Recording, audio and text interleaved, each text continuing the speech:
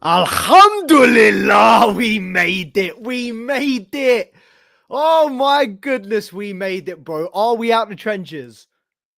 Listen, I know it's just Southampton on a Tuesday night, but are we out the trenches? Welcome back to the Two Blues podcast, to another live match reaction. I can already see Lemon in the cut. Looks like he's not joined us live just yet, but fingers crossed he will be with us soon, along with everybody else. Seb, talk to me, man. How did that protest go? Because it looked measly on Twitter. And I tell you what, did no difference. The players weren't listening, man. The players were on fire tonight. And I think a few people that went to that protest before the game will be looking at that after going, was it necessary? Did we need to? Did we really need to have a whinge today at the owners? The youth coming on, the new signings coming on. It's looking very good for Chelsea. It's looking very, very good. But let's not get carried away off one win off Southampton. Let's keep it grounded. Let's stay humble. Let's remember who we are, where we've been, what we've been through in the last 2-3 months since Christmas. But today, I mean, much needed win. We said before the game, I mean, I'm glad I didn't bet on it because it wouldn't have come in. But I said before the game, 4-0 today. I said all 4 of those attackers need to bag. And look, the 4... everything but Cole Palmer did everything but score today. I don't even think he assisted. He did everything but contribute to a goal today. But Cole Palmer, fair enough. He worked his socks off today. And Kunku worked for that goal. Wasn't the most glamorous of goals. Wasn't the best goal. I mean, probably was arguably one of the worst goals he will ever score in his career when you look at some of the quality goals Nkunku has scored. But the most important thing tonight for him was to get on the score sheet. Pedro Neto, David, he's been electric recently. I'm so glad I chose Enzo over Neto in my fantasy team, because if I had chosen Neto, he wouldn't have scored tonight. He wouldn't have assisted tonight. Banging performance from Pedro Neto. Obviously, Jadon Sancho slightly unable to replicate that on the other side. But at the same time, I think throughout that Chelsea team today, fairly solid performances. I mean, we were very rarely tested. The back four very rarely tested. Jorgensen, I mean, looked a little bit flappy with the ball at his feet, but in terms of shot save, didn't really look too uncomfortable. Didn't look like he was in trouble at any given moment. Obviously, unbelievable for Achimpong, George, and Shim Mayuka to get first team minutes in the Premier League. But before we got into any of them, Tyreek George. He finally got his assist, man. He finally got his assist. Maybe could have had a goal a little bit earlier on, minutes after his introduction. Could have been involved, could have got a goal. But today, I mean, it's a blessing to see. And I mean, I've been watching the under-21s a lot more closely this season, also last season as well. A lot more focus on the academy. It's no secret that Chelsea have the greatest academy in the world, not just in England. We're better than La Masia. We produce more, we produce more talents than any other academy in the world. And Tyreek George is a testament to that, man. Tyreek George is just yet another one of these unbelievable talents that Chelsea have at their disposal. And again, you know, these protesters, these fans, so-called fans in air quotes, can whinge all they want. Chelsea could spend nothing. Chelsea could get banned from the next 10 years from dealing in the transfer window. And we have more than enough quality in our academy to be able to pull through. If you were to form a team, a first team out of academy players and nobody else right now, Chelsea would still be able to compete in the Premier League. We are one of very few teams, that has that blessing, has that ability, not just in the Prem, but in the world. But today was just a big, I felt like one big sigh of relief. I do feel like at times Southampton were going through the motions after that first goal went in. I do feel like they kind of just gave up off the bat. Never really look like they were going to trouble us. But how often have we been able to say this season that Chelsea have put out a professional performance? Chelsea have managed to keep a clean sheet, have managed to shut that door. Very, very important today. I think Charms and I were discussing before the game, said in the preview that it was arguably more important today to keep a clean sheet than it was to go out and score 5-6 goals. Obviously, we managed to do both in bagging 4 and conceding none. But that clean sheet, cannot understate the importance of that. And I think the back four played well. Colwill today, really important game for him. He's had a real couple of difficult appearances. The last few games he's played have been really, really difficult. And it's one of them where I've had a lot of stock in Colwill for a long time, I think. And today, beautiful sight seeing him put that captain's armband on. But for him to come out and have that performance, obviously assured in defence, but also get that goal. And David, I mean, look, he celebrated like he scored against Real Madrid. Fair enough. That goal for Colwill, I feel, was huge. For him to come off the back of those performances that he's had off the last 3-4 weeks, where even I will come out and say he's been fairly poor. And that's an understatement for how he's played in the last few weeks. But for him to come out today, score that goal, have that captain's armband on at the end, you could see what this means to this guy, man. And this is what we've been missing. If we're going to sit here after a 4-0 win, David, and complain about the gusto with which players are celebrating, fucking hell, lads, come on, make our mind up. Protesting before the game because we spent too much money. Moaning after the game because we're celebrating too hard after winning a game. Our first fucking proper win in 10, 11 games in the Premier League. I mean, let's take nothing away from this Chelsea performance. I think today, it was inexcusable to not win. It was a must win. It was a 3 points on the board that should have been there before the ball was even kicked. Needed goals, needed confidence boosting, needed to step out of a few players. Front to back, I think the team did their job today. And a quick look at the team ratings on the side there gives you just 2 oranges. Not sure how Caicedo got an orange. I mean, he weren't fantastic, but he was just normal Caicedo. So I would have given him a 7+. We'll have a look in the second if that rating's changed. And then Jorgensen as well. I mean, kept a clean sheet.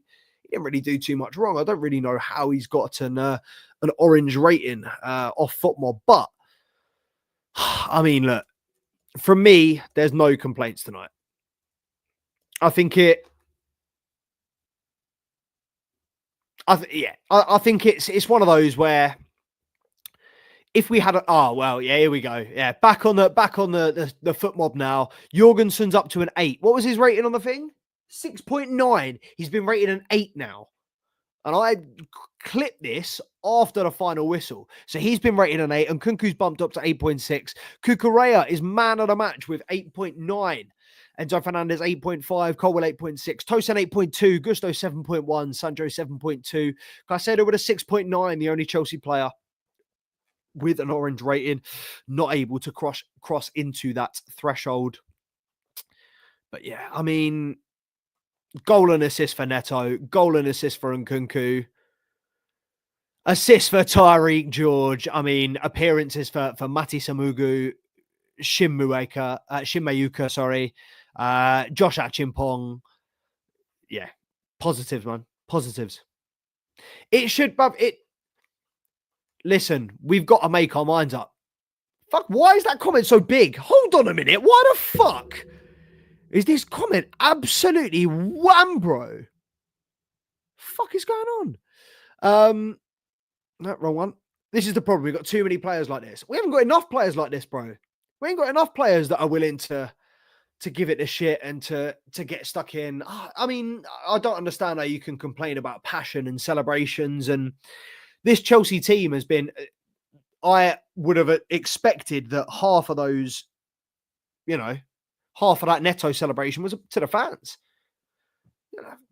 Half of the fans were protesting today, bro. We can't understate how ridiculous this is. And it's coming out after the game. Let me just find this tweet. Let me find this. Oh, actually, hold on. I need to send a message real quick. Hold on. Priorities, it is.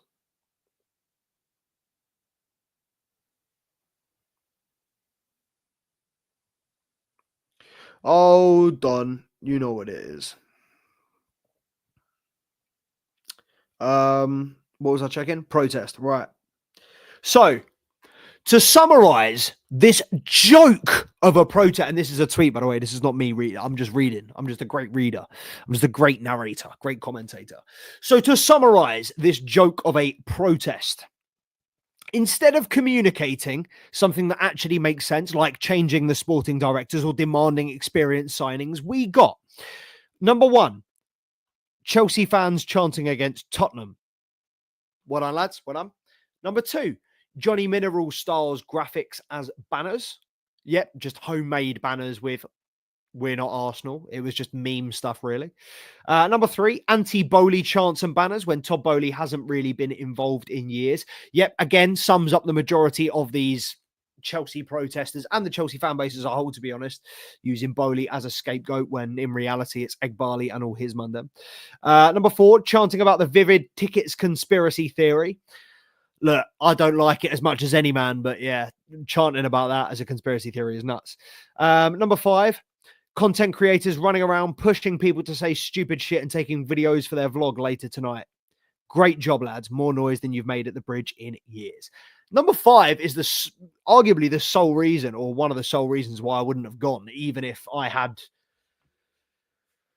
an incentive. Yeah, no, even if I had a ticket, I wouldn't have gone to the protest. I think that it's just, again, another media thing. I think these people want their moment in the spotlight. Seems very strange to me. The whole concept of a protest when we are pushing top 4, 1.2 billion spent in 4 years. I mean, look, lads, it's the most entitled thing in the world. It's the most spoiled, crybaby, bitch-made protest I've ever heard. The worst reason I've ever heard to protest. You've spent too much money in areas we don't like. Gives me the ick, bruv. Gives me the ick. Fuck these guys, man. What? Genuinely, I don't know what went through their heads writing these banners and going out and thinking this would be a good idea. The videos before the game showed us there was about 50 people. So everybody that's been getting mouthy on social media for the last week, 2 weeks, they ain't been involved. They were nowhere to be seen when the game was here. All talk, no walk. You know what it is with this Chelsea fan base. Anybody that got roped into that protest and then their boy or whoever told them to turn up didn't turn up, I feel for you. But, you know, shouldn't have been so naive, to be completely honest. But I feel like that performance should shut them up for a bit. And by them, I mean the negative Chelsea fans, that kind of sect of the fan base.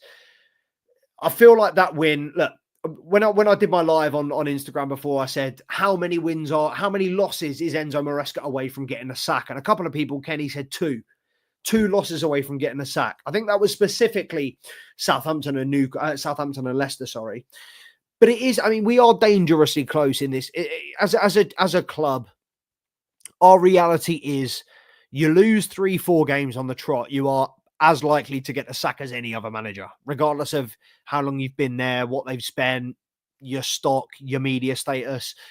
Chelsea are a ruthless club, and I feel like Enzo Maresca's doing just enough in terms of the results and performances. I feel like even when the results haven't been there, sometimes the performances have been there. They've shown enough promise, like at the weekend against Aston Villa, you know, really good, solid first 45, and then, you know, let down by an extremely poor last 45. But that sort of loss isn't going to get him sacked because there's enough in the game to show him that we're making progress. And again, today buys him so much more time. Even if we do lose the next 3 games, 2 against Copenhagen and 1 against Leicester in the Premier League, I feel like there is still space for there is still room for him to breathe. I feel like this win definitely buys him time, and not that I'm Maresca out, not that this is something I'm pushing for. I just feel like in the stead of the club and the fan base and how we've been run over the last 2 years, I feel like wins like tonight do tend to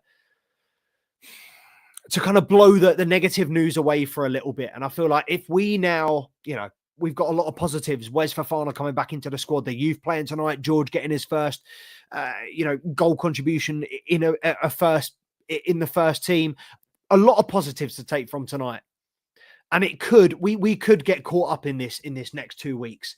If we beat Copenhagen next Thursday and then go and beat Leicester in the Premier League, we're back in the top 4, and then we beat Copenhagen again and we're through to the next round of the Conference League.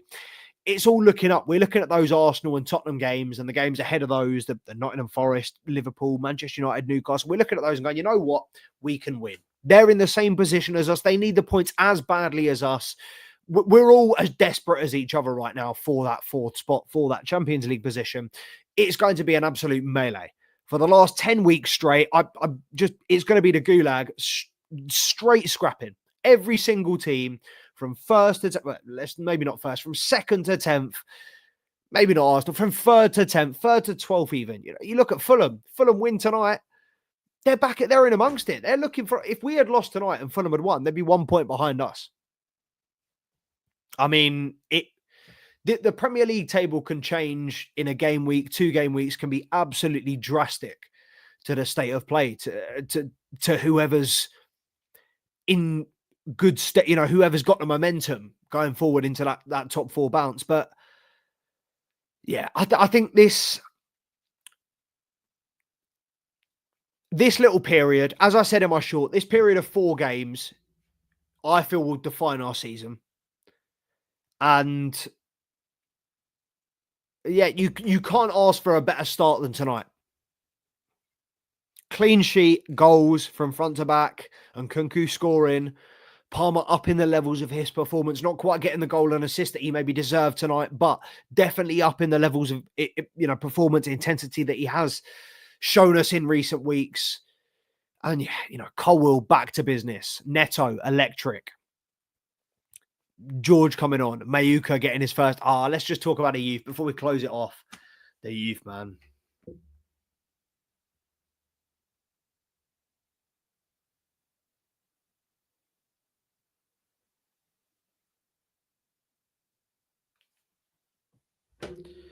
The youth. Shin Mayuka, 17 years old. 17 years old. Imagine if he'd have scored with that first touch. Imagine.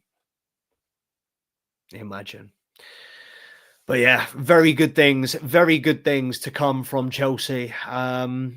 Yeah, like I say, nothing but positives. What's done is done. The last couple of months have been miserable. I'm fed up of sitting here lamenting and whinging and talking about what we could have done, what we could have changed. Fuck that. Let's just embrace the positives. How long has it been since Chelsea have blown an opposition away, regardless of who they are? Probably Morecambe was the last time that we blew an opposition away. And we couldn't really enjoy that because it was a cup game and they were a lower opposition. But regardless of their standing in the league, today was a Premier League game. 3 points on the board. Top 4 still looking very realistic. And yeah, I think I'm going to keep it short and sweet. The last few match reactions have been about an hour long. I've been having shit to go off. I'm going to keep it stum today. I'm going to keep it real. I don't have anything negative to say. And I hope everyone that went to the protest gets their season ticket cancelled and hopefully reallocated to me. Yeah. Anyone else got anything to say? Lemon said hello and then dipped. Why the fuck is the chat so big? I don't like this. What has changed here? I don't want to fucking star that. Why has that changed? I don't like it. Fuck it. Who knows? But yeah, Lemon, David, appreciate you, my guys. Who was your man of the match today? Because I know they've given it to Kukureya. I'll be honest, I probably wouldn't have given it to Kukureya. Probably would have given it to Neto. Maybe in Kunku, because he was quite busy and obviously he got his goal. But just off the quality of goal and assist, I'll go for Pedro Neto. Vote Pedro.